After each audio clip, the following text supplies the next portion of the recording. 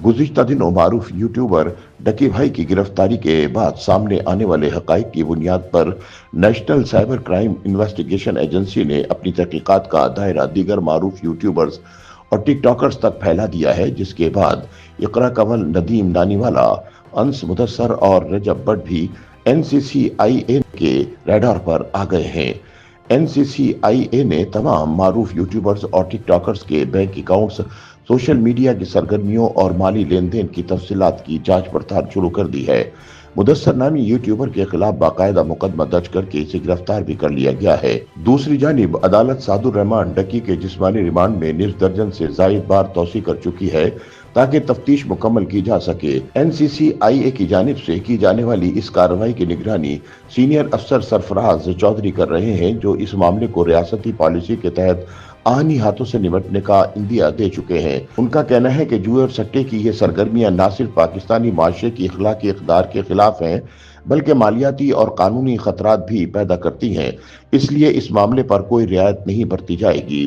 ख्याल रहे कि पाकिस्तान में ऑनलाइन जुआ और गैर कानूनी बैंक ऐप्स की तरवीज एक नया और तशवीशनाक रुझान बनता जा रहा है। इस रुझान का सबसे अफसोसनाक पहलू यह है कि नौजवान नस्ल के लिए रोल मॉडल और हीरो समझे जाने वाले यूट्यूबर्स और टिकटॉकर्स ही पाकिस्तानियों को जुए जैसी तबाहकुन सरगर्मियों में मुलविस करने का जरिया बनते नजर आते हैं। ताहम अब कानून नाफिज करने वाले इदारों ने ऐसे तमाम जराइम पेशा अनासिर के खिलाफ शिकंजा कसने का फैसला कर लिया है, जिसके बाद न सिर्फ ऑनलाइन जुआ ऐप्स की तशहीर में मुलविस अफराद की गिरफ्तारी अमल में लाई जाएगी, बल्कि इस मकरू कारोबार से कमाई जाने वाली रकम भी भागते सरकार जब्त कर ली जाएगी। जराये के मुताबिक पाकिस्तान की साइबर ऐप्स में गैर कानूनी ऑनलाइन जुए और सट्टे की बढ़ती हुई सरगर्मियों ने रियासती इदारों को सख्त कदम उठाने पर मजबूर कर दिया है।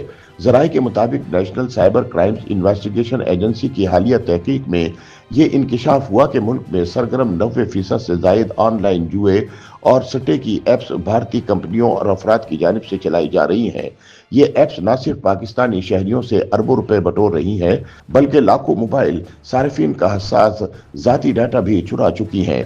एनसीसीआईए ने अपनी तहकीकात को हतमी शक्ल देते हुए Pakistan telecommunication authority PTA को एक फहरिस्त अरसाल की है, जिसमें ऐसी 46 मोबाइल एप्लीकेशंस और वेबसाइट्स को गैर कानूनी करार देकर फौरी तौर पर ब्लॉक करने की हिदायत की गई है। इन प्लेटफॉर्म में न सिर्फ मशहूर बैटिंग और कैसीनो ऐप्स शामिल हैं, बल्कि फॉरेक्स और बाइनरी ट्रेडिंग प्लेटफॉर्म्स भी मौजूद हैं, जिनके जरिए आम सार्फिन को आसान पैसे की ख्वाब दिखाकर लूटा जा रहा है।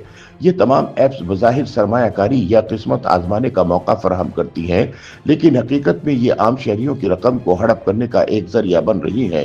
ताहम नाक़दीन के मुताबिक पाकिस्तान में ऑनलाइन जुए का मामला महज चंद अफराद की गिरफ्तारी या चंद यूट्यूबर्स की बंदिश तक महदूद नहीं, बल्कि ये हमारे माशरे और कानूनी निज़ाम के लिए एक धब्बा बन चुका है कि किस तरह सोशल मीडिया पर लाखों फॉलोअर्स रखने वाले इन्फ्लुएंसर्स बगैर किसी खौफ के ऐसे गैर कानूनी कारोबार की तशहीर करते रहे, जो न सिर्फ इस्लामी और इखलाकी इक़दार से मुतसादिम है, बल्कि नौजवानों को तबाही के रास्ते पर डाल रहा है। जबकि हमारे रियासती इदारे ख्वाब खरगोश के मजे लेते दिखाई दिए।